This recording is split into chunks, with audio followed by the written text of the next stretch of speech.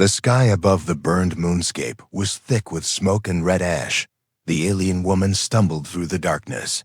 Breathing heavily, her skin was pale silver glowing faintly under the shattered remains of a nearby star. Her suit was torn, her hands were shaking and her vision blurred at the edges. She had lost too much already, blood, oxygen, and time. Everything inside her screamed that this world was not safe and that her kind were not welcome. Here she fell to her knees behind a jagged rock formation, her chest rising and falling fast. The wound on her side pulsed with heat and pain. Her kind were designed for endurance, but not for this kind of damage. Her body was failing her faster than she had calculated, and the device on her wrist blinked red with the same warning she already knew. She had just one option left, and it was the one her people always feared the most. Humans' blood. It wasn't common knowledge among her species, but the old science was clear. In desperate conditions, when her organs began to collapse, when the atmospheric elements of a foreign planet pushed her to the edge of death, there was one source of biochemical fusion that could restart her core for a limited time. It had to be human blood, and not synthetic. Not cloned, real warm living blood. And now she was here on the outer edge of Earth's last colony sector, where only one human outpost remained. The war had driven most people away. Only a few stubborn workers or damaged veterans still lived out. Here she saw a signal on her scanner nearby, a small settlement just beyond the ridge, weak energy fields, low technology, low defense. Possibly just one person, maybe two. She didn't have a choice anymore. Her boots dragged as she stood and moved again. Her body protesting every step. Every motion sent waves of dizziness through her. But she moved like a soldier, like someone who didn't want to die just yet. She had lived too long, fought too many wars, lost too many friends. She would not let this be the end, not alone, and not like this. The outpost was silent, just a boxy structure of old metal and solar panels, cracked and flickering. She could smell iron. She could feel heat leaking from the sides. Someone was inside. She pressed a hand to the door and knocked once, but her strength gave out, and she collapsed again, knees hitting the ground hard. The door slid open, automatically triggered by movement, and that was when the human saw her. Stepped out without a weapon, just a surprised expression on his tired face. He looked like he hadn't slept in days. Rough jacket, loose pants, face lined by sun and wind. He saw her eyes, saw her bleeding side, and dropped down to catch her. Before she hit the floor completely, he didn't ask who she was or what she wanted right away. Instead, he pulled her inside, carried her to a bench, and let her lean against the cold wall. She tried to speak, but her voice cracked like glass. She told him she was not here to harm him. She told him she needed help. Her words came slowly, each one forced out with effort and pain.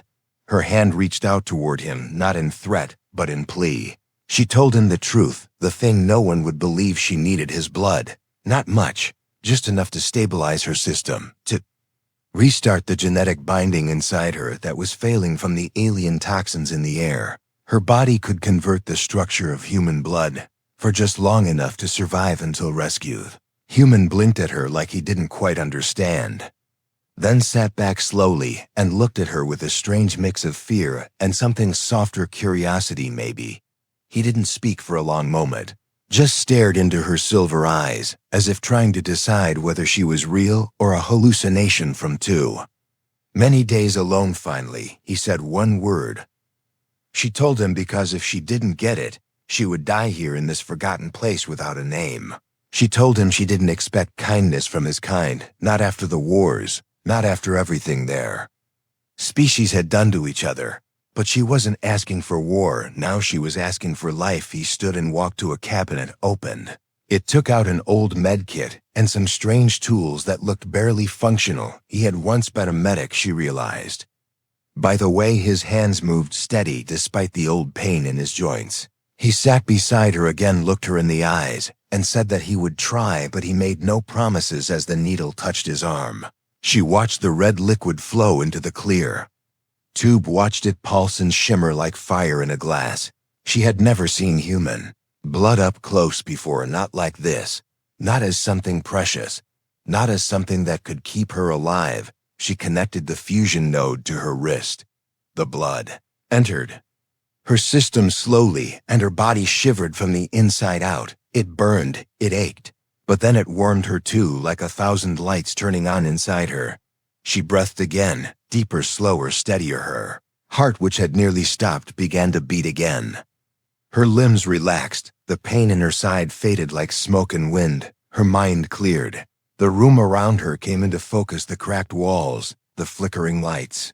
The human man watching her silently, like he couldn't quite believe she was still alive. She looked at him now, really looked, and saw not just a stranger, not just a source of blood, but something else, a question without an answer. A moment that wasn't supposed to happen. She thanked him with a whisper, barely more than a breath. He nodded.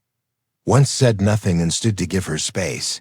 But she watched him closely now, something inside her shifting, something she couldn't explain. The blood had worked, yes, but there was more to this than science. Something strange stirred in her core, like a signal awakening from deep beneath her skin. And though she had come here expecting only survival, she felt something she hadn't felt in a very long time. A beginning, not an end, not yet. The room was quiet except for the hum of old machines that lined the walls and the soft rustling of wind brushing against the outer shell of the outpost. Inside the shelter, her breathing had settled into something calm, no longer desperate, no longer shallow. Her fingers moved slightly, testing her strength. And she felt the difference already, not just in her muscles, but somewhere deeper, somewhere she had no name for it. Human moved around the space with slow, precise steps, not speaking much, not asking questions. He placed a cup of water beside her, adjusted a heater, and returned to his workbench, where broken metal parts and half-used tools were scattered across the surface. He worked with quiet hands, as if noise itself might break the strange moment that now lived between them. She watched him closely, her eyes following his movements, the shape of his shoulders, the way his hands moved when he touched wires or wiped sweat from his brow. There was something in him, something grounded and human in the way that meant more than his biology. It was calm but not cold, kind but not weak. Time passed, but she didn't notice how much, because everything around her felt new and unfamiliar, like she was seeing this world through someone else's eyes. Her senses had shifted, sharpened, or softened. She couldn't tell which, but the feeling inside her was undeniable. The blood had done its job, yes, but something else had changed too. Her body felt like it was humming, like something ancient had awakened. She rose slowly from the bench, legs uncertain, but stronger than before. He turned to help her, but stopped when he saw she could stand without him. She didn't thank him again, not with words, but with a quiet nod, one that carried more meaning than sentences could hold. She asked him his name. He gave it to her simply, without pride or hesitation, and she repeated it once under her breath, as if trying to understand what it meant when spoken by someone not born from the stars.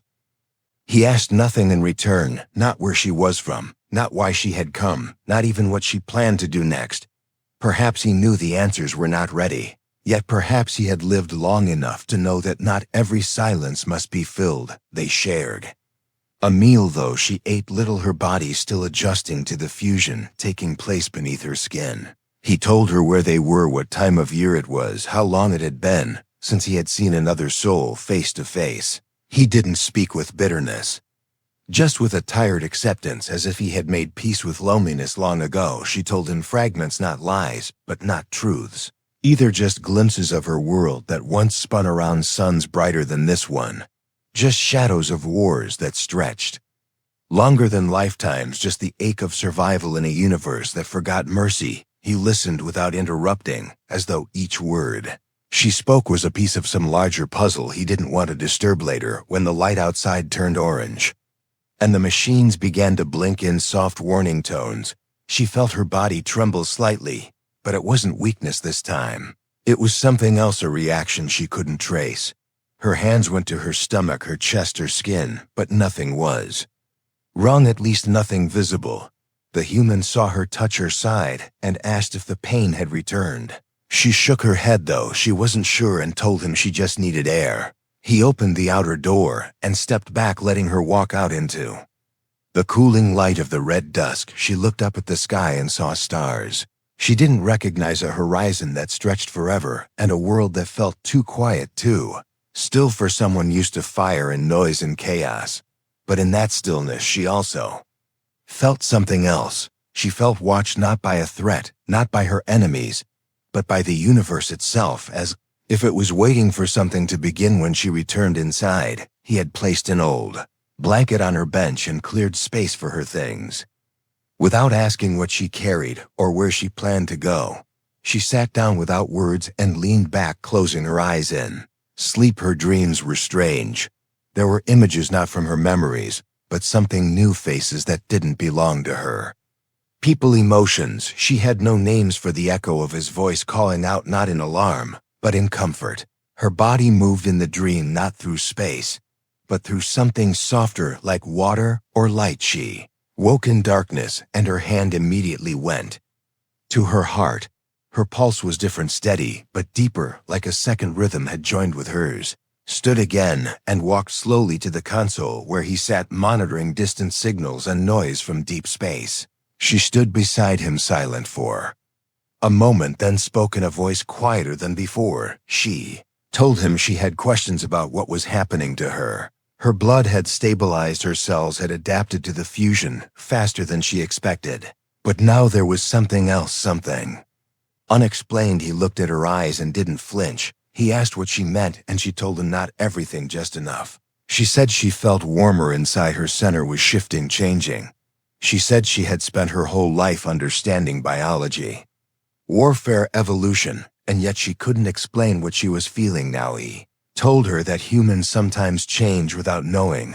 Why sometimes the heart moves faster, not because of danger, but because something important has arrived. She asked him if that ever scared him. He smiled for the first time and said yes, but only when it meant something worth holding on to might disappear. She didn't reply.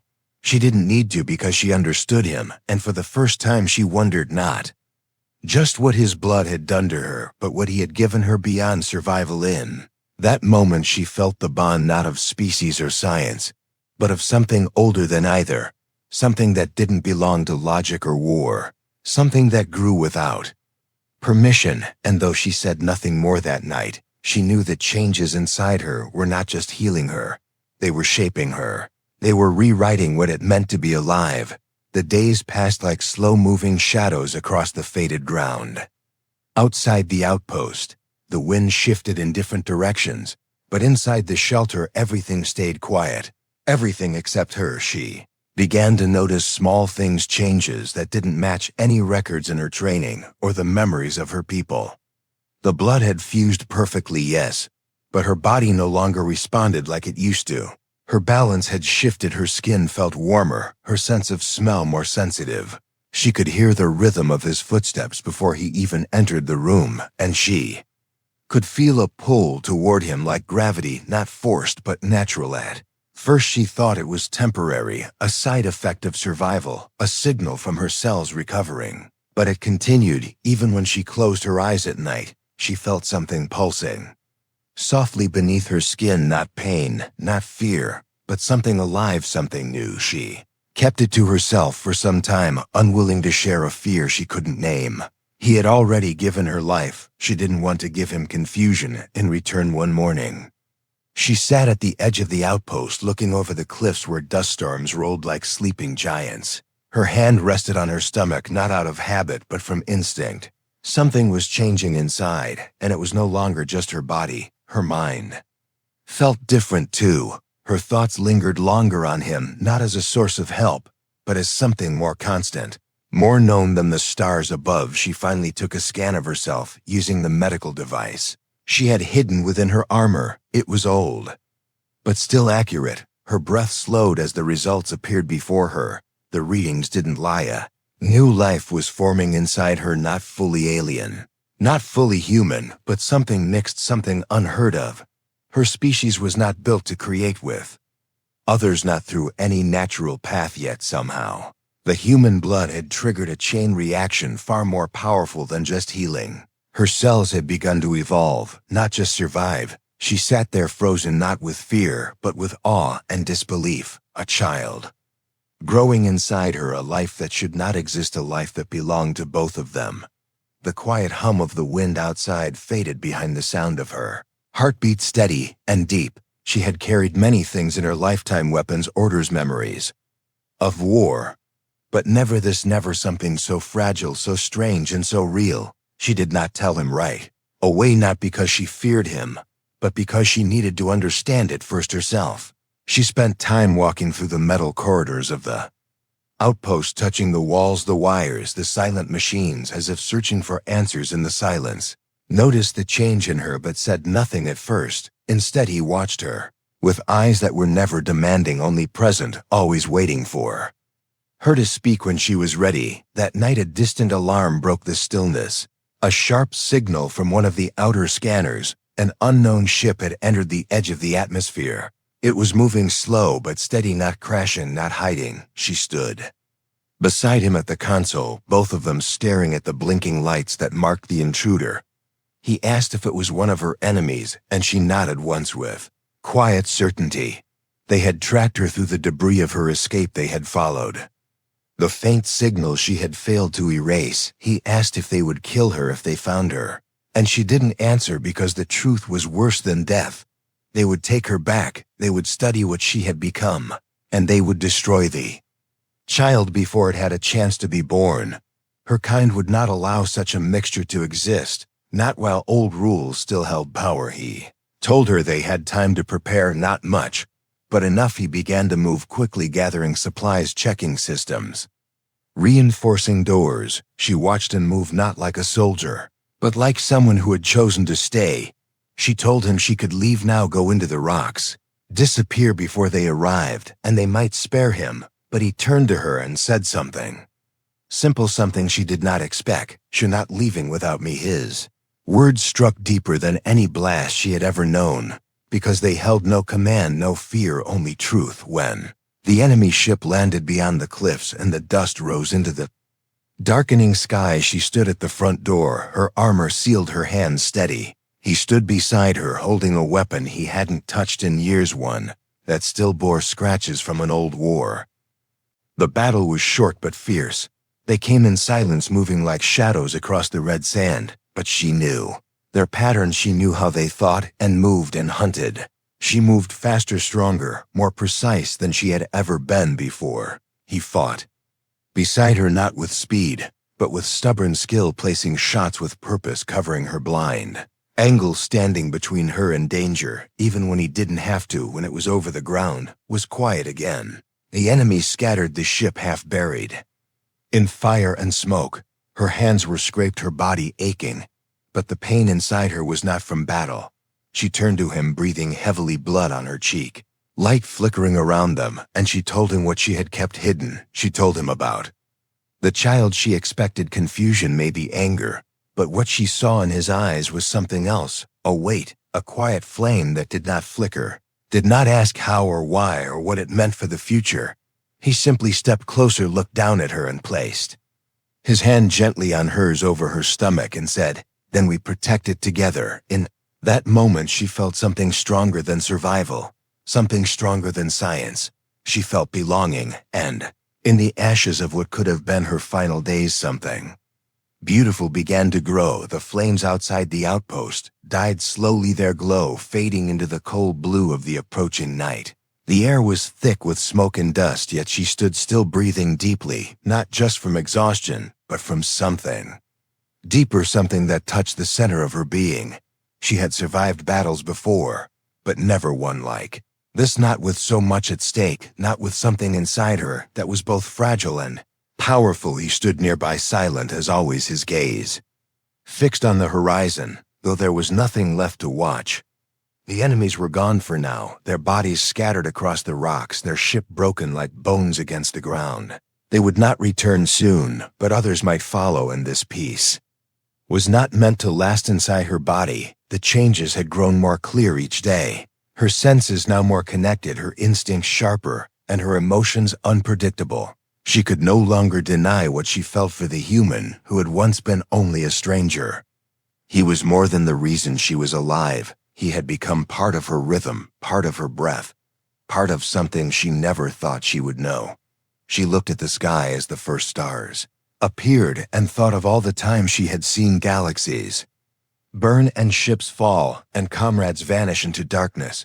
She had never feared the end before, but now the thought of losing this moment, losing this quiet space, where something new was growing, made her feel a fear she had no training for later that night. The power flickered in the outpost, and they sat together near the main console, surrounded by shadows and soft blinking lights. He offered her water, she accepted it without words, and for a time neither of them spoke, as if silence was safer than any sentence. But she had kept too many things inside, and now her thoughts needed to be known. She told him she could not stay, not because she wanted to leave, but because her presence would keep drawing danger, the kind of danger that would never stop as long as her people believed she carried something they feared. She told him they would come again in greater numbers, with greater weapons, and no hesitation he asked her where she would go, and she said she did not know, only that she had spent her whole life running through stars and silence and war,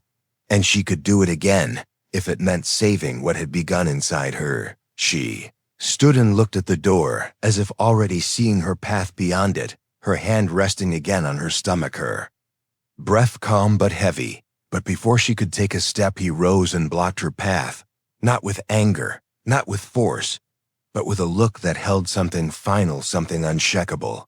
He asked her one question only, and his voice was softer than it had ever been. Do you want to go, or are you just trying to protect me? The question stopped her more than any weapon could have. She turned her eyes to him and saw not just the man who had saved her, not just the man who had fought beside her, but the one who had already chosen this path before she had even spoken it. She told him the truth, that she did not want to leave, not this place, not him, not the growing life that connected them now in ways beyond blood. He stepped closer and placed a hand on her arm, firm but gentle, and said they would leave together if they had to, but not because of fear, not because of orders, but because it was their choice, not anyone else. She had prepared a small ship long ago in case evacuation became necessary, and now it stood ready, covered in dust and half forgotten, but still capable of flight. He had never used it because he had never needed to run, but now he saw it not as escape, but as promise. They packed only what was needed: tools, food, medicine, the medical scanner, and a few pieces of equipment for the journey. She looked around the outpost one last time before stepping onto the ship, feeling the weight of both loss and hope in the same breath.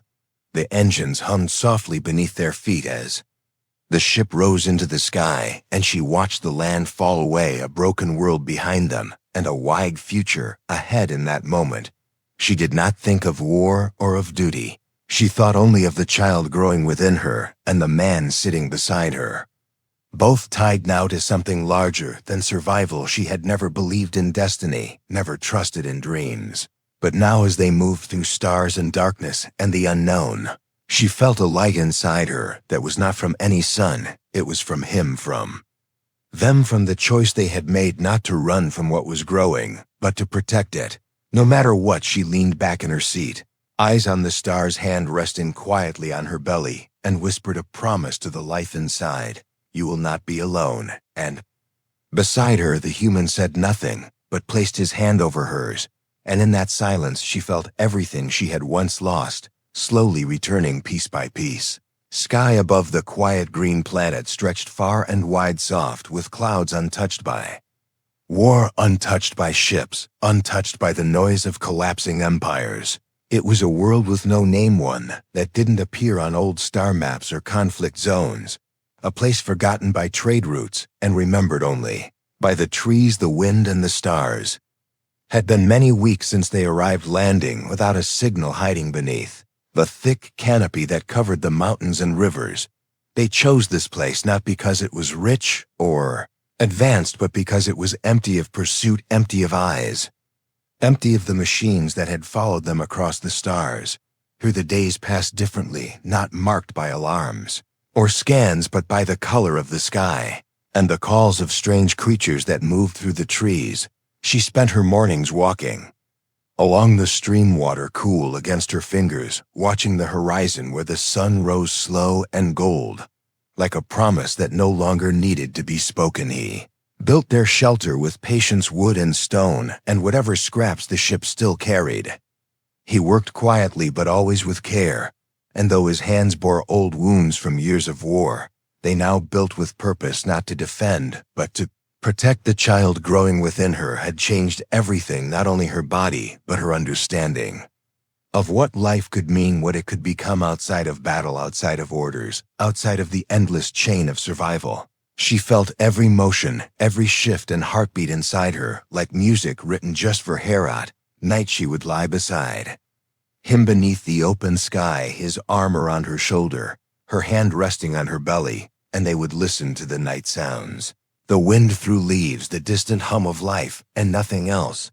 He had become her anchor, not because he demanded her to stay, but because he gave her reason to choose staying every day again and again without speaking it aloud. One evening, as the rain came softly through the trees, she felt a pain unlike before, not sharp, not dangerous, but real, steady, rising. She stood without fear, walked to the place they had prepared, and called his name once, and he came to her without question. Hours passed without panic, only motion, soft voices, steady hands, and deep breathing.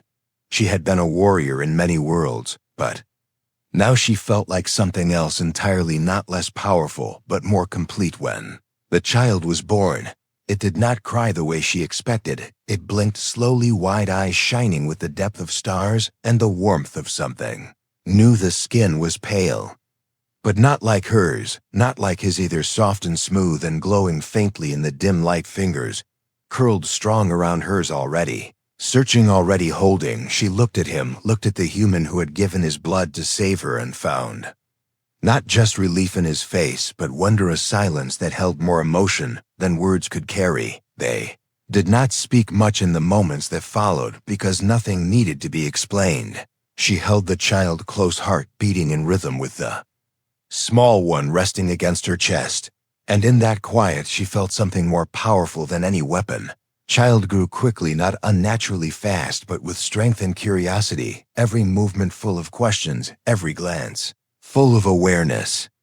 Eyes that saw not only faces but feelings, skin that responded not just to touch but to energy unseen. Together they taught the child not through systems or instruction, but through living, through showing, through walking each day with honesty and care. She told stories of her home stars that now lived only in memory ships, that once flew like birds across fire skies, and names that had vanished into the dust of war. He told stories of Earth, not the Earth of empires or machines, but the one of forests and oceans and laughter shared around old fires. The child listened to every word, not with confusion, but with wide, quiet understanding, as if every tale was a seed that would one day grow into something greater. In time, others began to reach out, messages from the edge of space, signals carried through waves and silence. Her people had discovered something had changed, not only her biology but their future. They spoke of peace not yet made, but dreamed of. They spoke of the child not as a threat, but as a beginning, not as an accident, but as a bridge. She no longer answered every call, no longer jumped at every alert. She listened, she waited, she decided what to accept and what to leave behind, because here, on this small, unnamed world, she had found something her people had forgotten: how to seek not victory, not control, not survival, but life, real and free and chosen.